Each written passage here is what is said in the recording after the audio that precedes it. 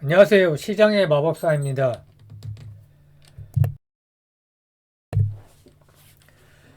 대원 미디어인데요. 전에도 사실 다루었던 내용입니다. 네이버 웹툰과 카카오 엔터 IPO 수혜라는 내용인데 IPO가 이제 공식화됐고 가까워졌기 때문에 이제 다시 한번 다루게 되었고요.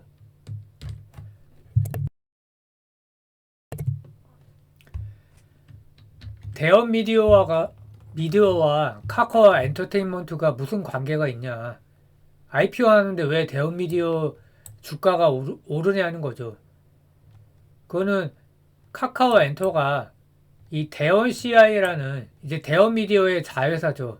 대원 미디어가 80% 정도 지분을 보유하고 있는데 이 카카오 엔터가 대원 CI의 지분을 19.8% 보유하고 있고요. 또 학산 문화사를 19.8% 보유하고 있습니다.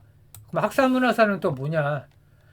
대원 미디어의 특수 관계인이에요. 지분율은 낮죠. 0.95%. 또 근데 대원 미디어가 또 학산문화사의 지분을 보유하고 있습니다. 정동훈 씨, 정욱 부자도 이렇게 보유하고 있고요. 그러니까 여기가 이제 뭐 그 대주주들이 보유한 또 다른 회사죠. 보통 현금 주머니라고 하는데 이제 여기는 그런 지배구조 관련해서 자금이 없기 때문에 어떤 거버넌스 문제는 없는 회사예요, 전혀. 오히려 소액주주 차등 매당도 했었기 때문에 이거는 뭐 나쁘다고 볼 수 없고요.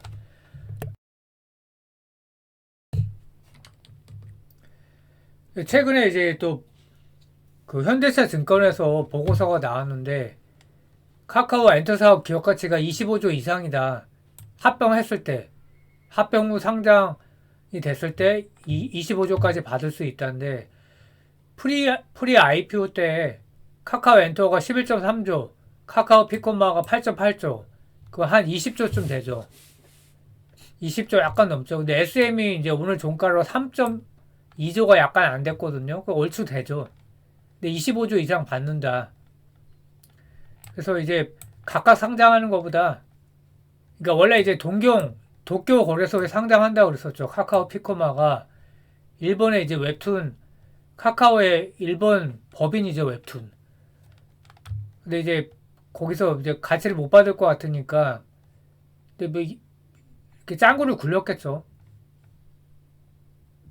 그래서 시총을 더 크게 받는다 그러면 합병했을 때 합병하는 게 낫죠. 그래서 K-팝과 웹툰과 드라마다 이게 딱 그런 어떤 스토리는 딱 좋죠.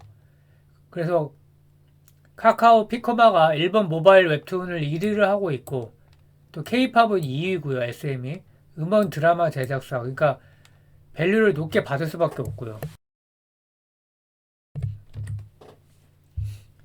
그래서 뭐 상장 전에 구조 조정을 이제 하고 있는 것 같고요.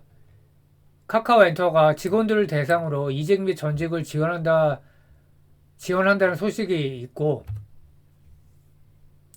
그리고 우회 상장하는 거 아니냐 이런 얘기도 있습니다. 그 우회 상장을 하게 되면 IPO도 안 해도 되니까 쪼개기 상장 논란을 피한다. 그렇죠. 그래서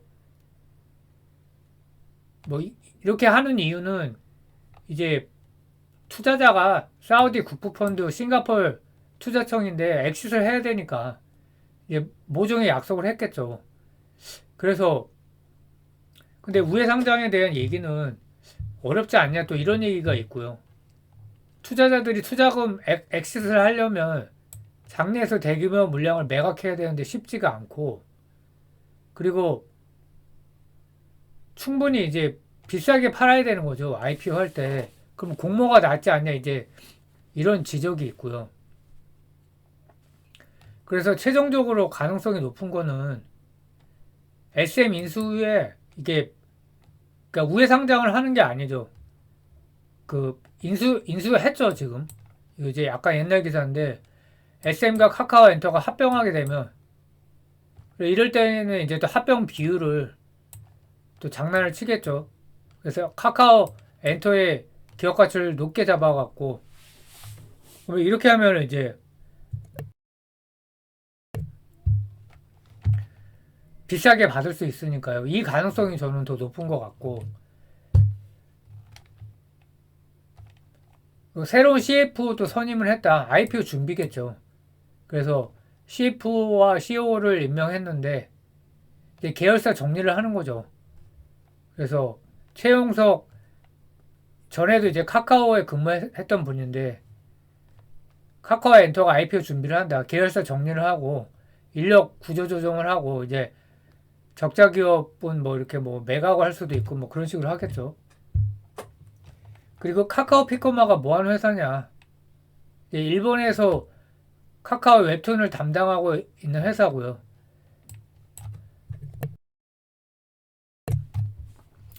올해도 1등을 하고 있고 그 모바일 앱 중에 점유율이 50% 넘으니까 절대 강자다. 올해 상반기 1위, 글로벌 15위고요. 게임 앱을 제외할 경우 7위다. 네이버의 라인만가는 7위니까 격차가 벌어졌다. 22년 기준으로 일본 만화 시장 6.2조, 출판 시장의 41.5%죠. 근데 2분기 기준에 MAU가 1000만 명이다. 그러니까 여기에 50%라는 뜻은 아니고 여기에는 이제 그 기존 만화를 이제 온라인화를 한 것도 꽤 있기 때문에 이거에 반을 먹었다는 뜻은 아니고요. 그리고 2분기 기준으로 MAU가 1000만 명. 20년 코로나 때 라인만과 네이버를 역전했고요.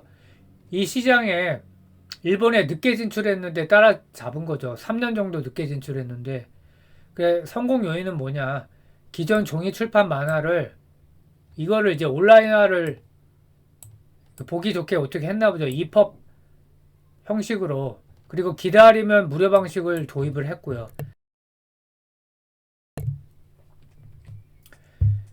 그래서 네이버 웹툰도 24년 나스닥 상장 목표를 공식화했다. 그래서 와이랩 같은 경우에는 CJ ENM과 네이버 웹툰도 투자했는데 주가가 급등을 했죠. 그때 얼마 전에. 그래서 상장을 추진한다고 얘기를 했고 근데 2분기에 에비타 기준으로 흑자 전환을 했어요.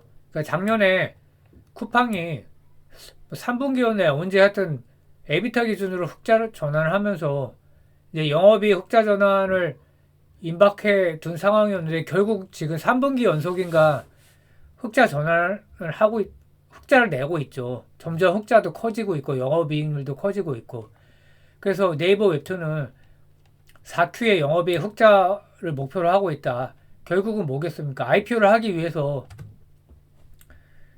이제 숫자를 만들고 있는 거죠.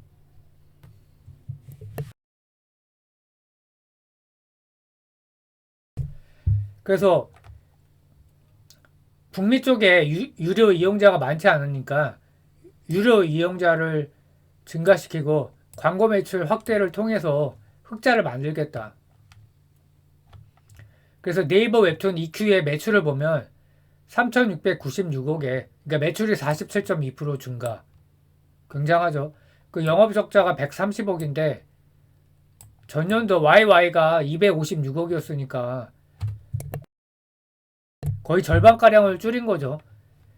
그래서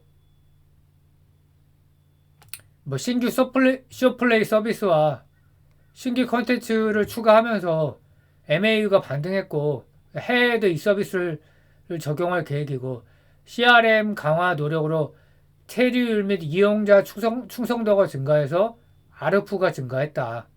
이 평균 뭐 ASP 같은 거죠. 유저당 그 평균 그런 지불 금액이 돈을 많이 더 썼다는 거죠.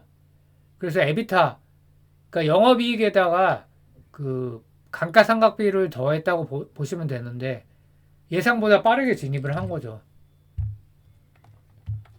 그 아마존이 3월 달에 아마존 플립툰이라는 걸로 일본에 이제 웹툰 서비스를 시작을 했고요. 애플도 애플북스가 4월부터 일본 이용자들 대상으로 세로로 읽는 만화 서비스.